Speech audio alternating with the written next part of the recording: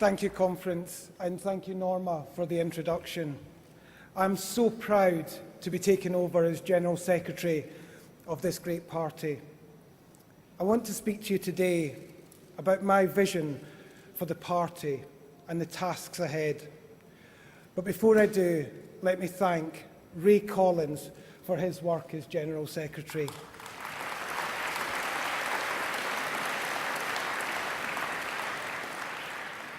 Ray is a tireless servant of this movement.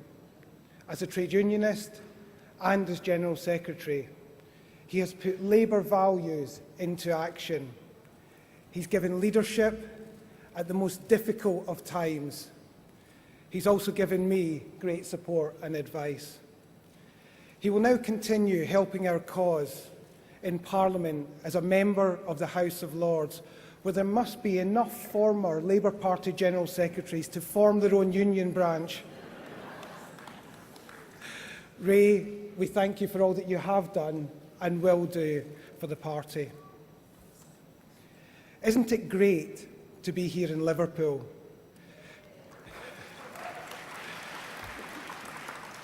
Joe Anderson, Labour's leader here in Liverpool, and his fellow councillors, showing hard work and community campaigning, delivers far more than David Cameron's flawed big society.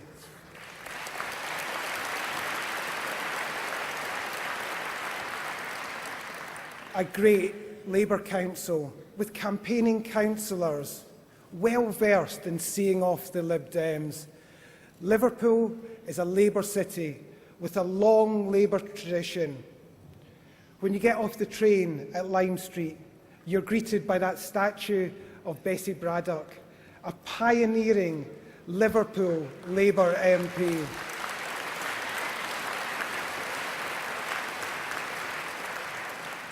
An independent, strong and formidable woman indeed. I'm sure she would be so proud to see Labour Conference back here in Liverpool. Conference, I should say a few words about myself. I grew up on the west coast of Scotland on a small, struggling farm. I joined the Labour Party in my teens and GMB in my early 20s. I worked for the Labour Party as an agent in a marginal seat and as a member of party staff, organising visits, campaigns and elections. In my first job as an organiser, I forgot to book a car to pick up a VIP at the airport for a by-election. He had to get a taxi, pay for it with his own money, and he wasn't best pleased. Eventually, Gordon forgave me.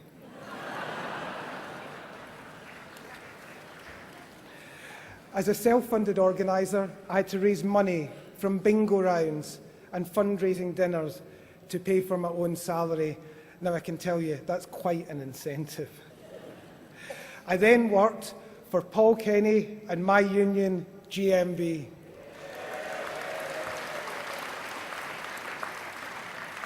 Organising workers in the southeast of England.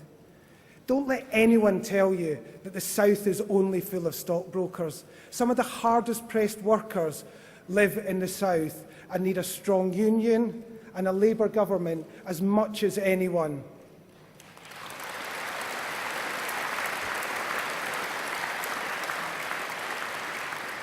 Conference, I'm a Labour man and a union man.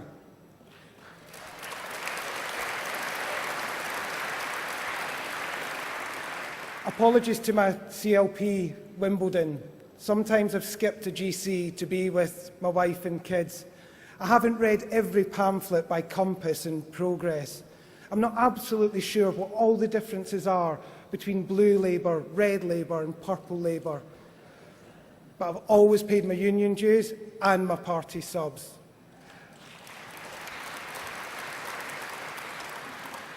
I've never ducked a leaflet round, and I've never crossed a picket line.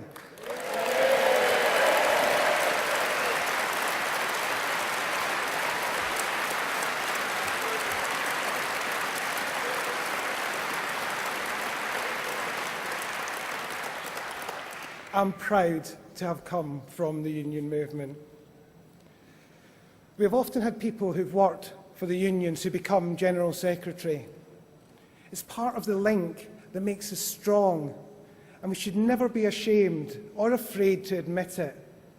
Like Larry Whitty, I will strengthen and build our party. Like Tom Sawyer, I will reform our party to be fit to retake power. And like Margaret McDonough, I will ensure Labour has the relentless desire to win elections at every level.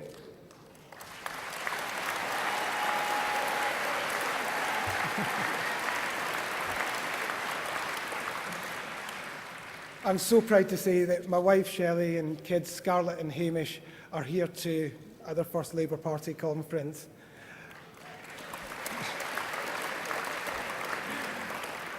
I know for some of you this is your first party conference too, and I'm determined to make you feel welcome and feel able to have your say. If you don't, I want you to tell me direct. You can phone me, write to me, talk to me. You can even message me on Twitter. You'll also be able to talk to party staff. Our staff are incredible. They go to great lengths to deliver for our members and for our party. Our staff are an essential part of our rebuilding process. Their dedication, expertise and commitment will provide that platform for reform.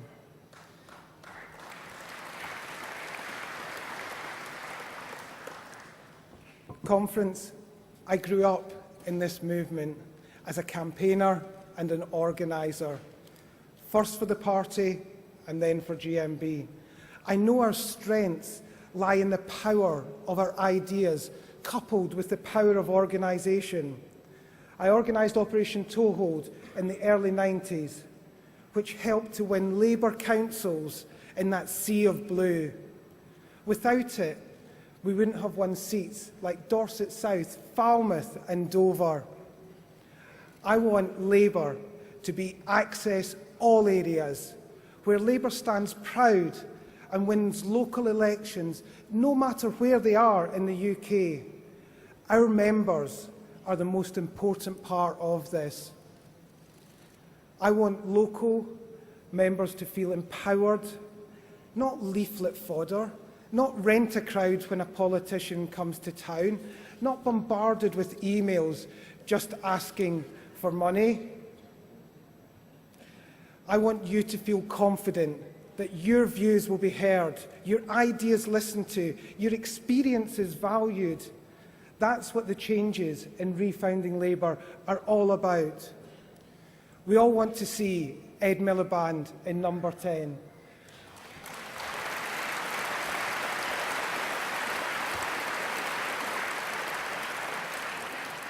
Refounding Labour is the first steps towards a vibrant Labour presence in every community, and that will take us on that journey. As we've seen since Ed became leader, we've already notched up some great successes. Wins in by-elections in Oldham, Barnsley, Leicester and Inverclyde. Wins in councils like Hastings, Oxford and Gillingham. And most recently, a fantastic victory for Sally Gimpson in the Highgate Ward by-election.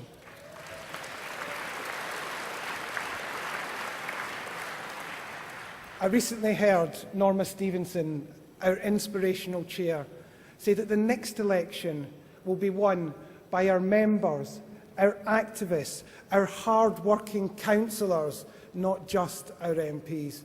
Norma, you were completely right. We need active parties everywhere, showing Labour can deliver, street by street, ward by ward, community by community. Labour is a movement, not just a group of MPs. If you win toeholds on a parish or district council, you start to build towards that parliamentary seat. It piles up votes for the Euros. It gets us MSPs, AMs and members of the London Assembly. And it's about time we told Boris to get on his bike.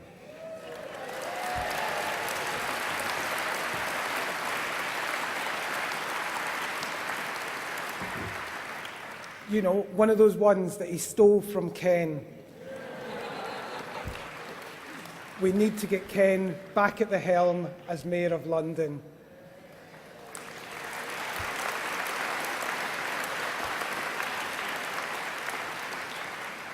So what are our priorities? How do we win again? First, we build the party finances. I've said I'm proud of Labour's links to the unions, but our finances should never be anchored in a single source of income. Not just the unions, not just the big donors. Stability needs a plurality of sources, and the best one is small, regular donations from our friends and supporters. So we need to look at how we can get more donations tied to specific campaigns.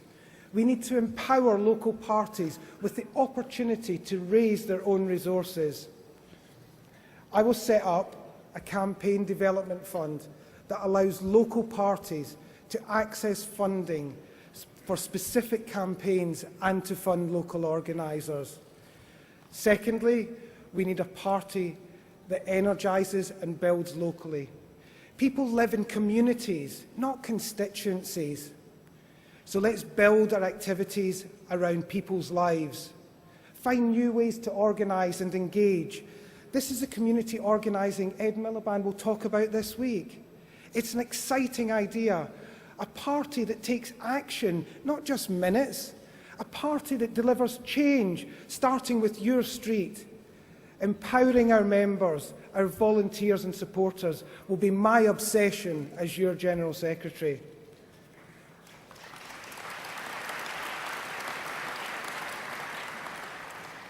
We all know why we went to our first Labour Party meeting. A sense of social justice, a desire for world peace, to save the NHS. There are so many reasons. But why does anyone come back to their second party meeting?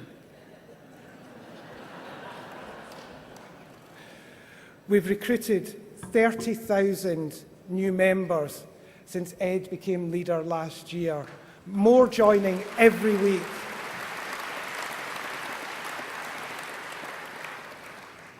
I see the job of all of us in the party to engage and empower our members, to be active and help bring about change in their communities, wherever it is in the country. This is why conference, I pledge to have a Labour politician visit every local by-election anywhere across the country between now and the next general election.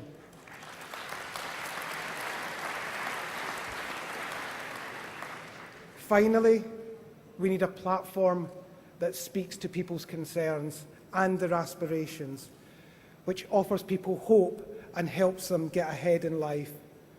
We all know people who work all the hours there are just to give their family the best start in life, who sacrifice, struggle and strive to give their children a better life than they had. Ambition, aspiration and hope for a better life are Labour values. The knowledge that we only prosper if society is strong and we only get ahead if we work together. They're my values, the values I want my children to grow up with. They're the values of the trade unions. They're the values of the Labour Party. They're Ed Miliband's values. They're your values. This is the promise of Britain. But these are not the values of David Cameron or Nick Clegg. They don't recognise or understand them. Conference, let's stop history repeating itself. Let's make this a one-term opposition. Conference, we need to get out and get Labour back in. Thank you.